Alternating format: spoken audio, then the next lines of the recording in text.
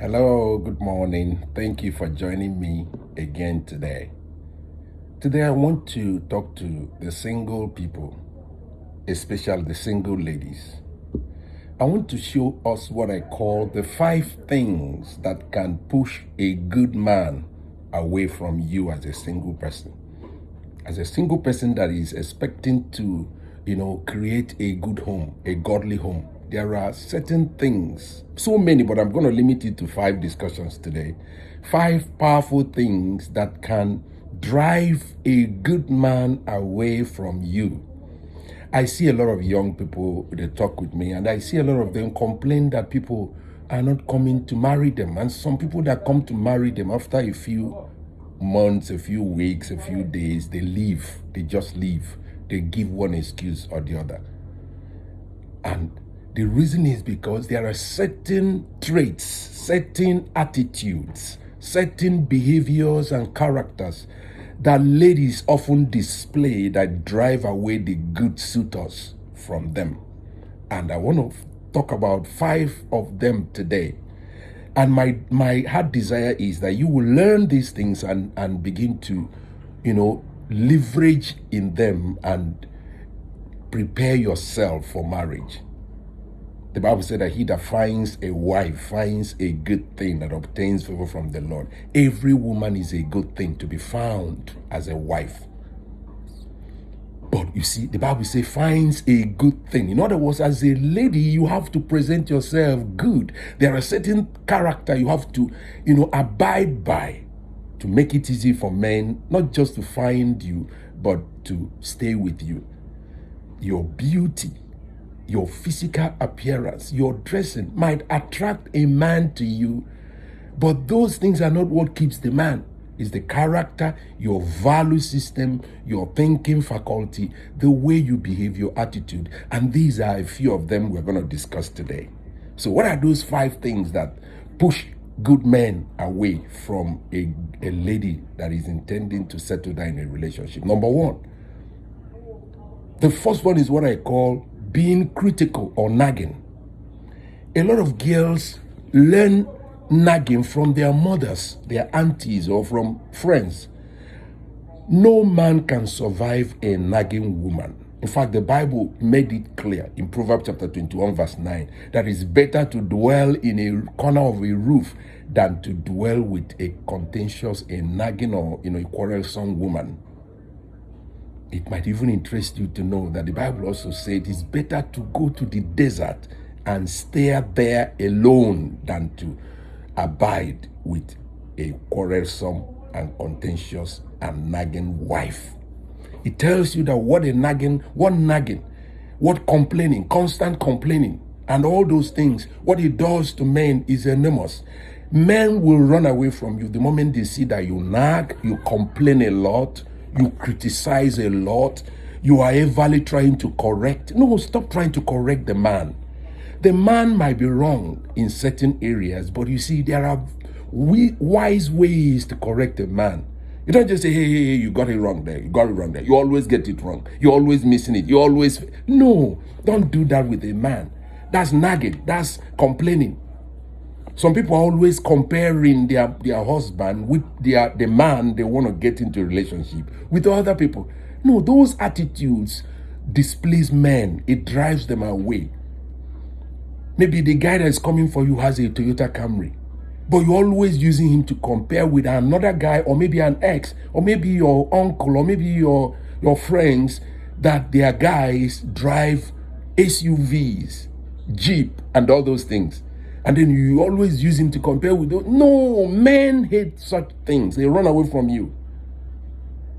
If you want to relate with men, even if you want to correct them, do it in love. Do it with calmness. Do it with quietness. Do it with wisdom. Always ask for wisdom as a young lady. James says, if anybody lack wisdom, let him ask of the giving God, that God will give him freely. Freely.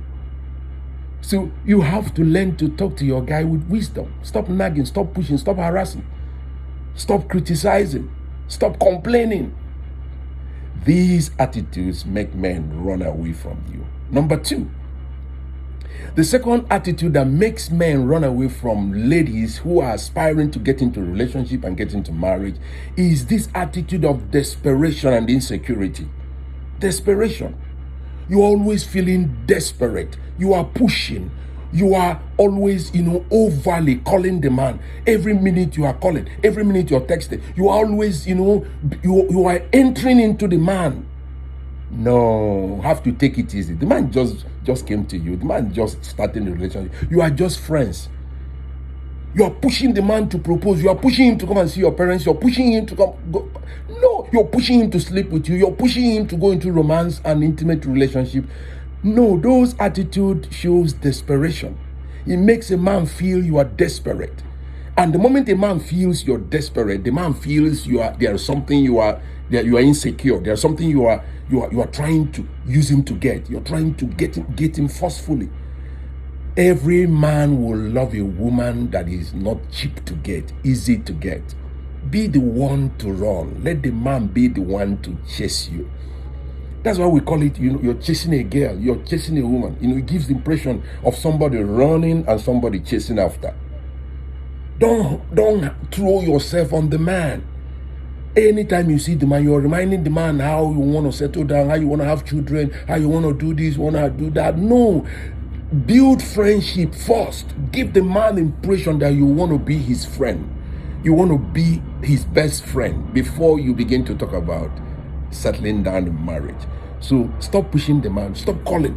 And then the man fails to call you in a day. You are mad. You are pushing. Why didn't you call me? You're always calling other people. You're not calling me. No, those things are attitude of desperation. And when a man senses that signal, the man begins to run. Number 3, the third attitude or behavior that puts men off and makes them run away from you, the good men I'm talking about, remember, is this attitude of disrespect and dishonor. Ephesians chapter 5 verse 33 says, let every wife see to it that they respect or reverence their own husbands. So respect is one of the things a woman owes to the man. It's actually one of the most important needs in a man's life. And respect must begin even from friendship. Don't wait until you're married. I see a lot of girls tell me, I will respect him, I will value him when we finally marry, I will value him when we finally get married. No, don't wait until you marry the man before you start respecting the man. Start giving the man the impression that you have that attitude of respect. Let the man know you can respect him. Let the man know you can value him. And men see respect in the way you talk to them, the tone of your voice. Come on, stop talking to your guy as if you're talking to your housemaid. Stop talking to your guys the way you talk to those your girls, those your little girls around there. That's the guy. Learn to respect him. Learn to talk to him with value. Hello, sir. I know you might not be using sir, but you see, all those words you speak to him with disrespect, the man is recording it. No man will want to end up with a woman that disrespects them. No man, believe me. Respect is like the food the man eats in his relationship. It's more powerful than even sex. Believe me, it is. Respect is more important to a man than sex. The moment the man begins to notice you don't respect him, he's not going to marry you. Believe me, he won't. He will run. And most of the time when they run, you think something is something serious. It's just that attitude of disrespect. Every time the man tells you what not to do, that's what you want to do. The man tells you what to do, that's what you wouldn't want to do. You always delight in arguing with the man when he tells you certain things. It doesn't mean that you will now be a dummy for the man. It simply means that even when you don't want what the man says, you don't want to do it, you present your case lovingly, respectfully, and genuinely. Every man will want to end up with a woman that has genuine respect and value for him. Number 4, the fourth character or attitude that makes men run away from girls who are ready to settle down into marriage is this lack of clear vision and purpose. You see some ladies, they just exist. They're just waiting for one man to come and marry them. They are not trying to get a job. They are not trying to update their education. They are not trying to have a sense of responsibility and purpose. They just don't want to do anything with their lives except waiting for marriage. No, a hardworking and industrious man will not want to end up with a liability. No man actually in this generation wants to end up with a liability. Every man wants a supportive wife. And the only way you can show the man that you are supportive is to support yourself first. Learn to live a life that supports yourself. Support your siblings, support your mother, your father if you have them. You see, these are attitudes that makes a man know, oh, this girl is industrious, this girl is hardworking, this girl has a sense of purpose and responsibility. This is a supportive wife to marry. Learn to be supportive. Learn to live a life of being supportive. Amos chapter 3 verse 3 says, can two walk except they be in agreement? If the man is hardworking, the man is looking for a hardworking girl. Be that hardworking girl the man is looking for. And you can do that by updating your career, getting a job, getting a handwork, learning a trade. Find something doing and do it with all your heart. Let the man see you, meet you in the place of hardworking, in the place of being virtuous, like a virtuous woman that was described in the Bible. That virtuous woman had opportunity to have her own field, buy her own business, do a lot of things to support the husband. That's what every man is looking for. They may not tell you, but the truth is that that's what they are looking for.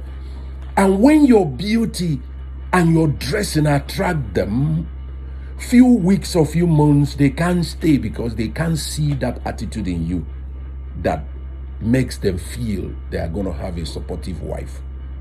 Awesome.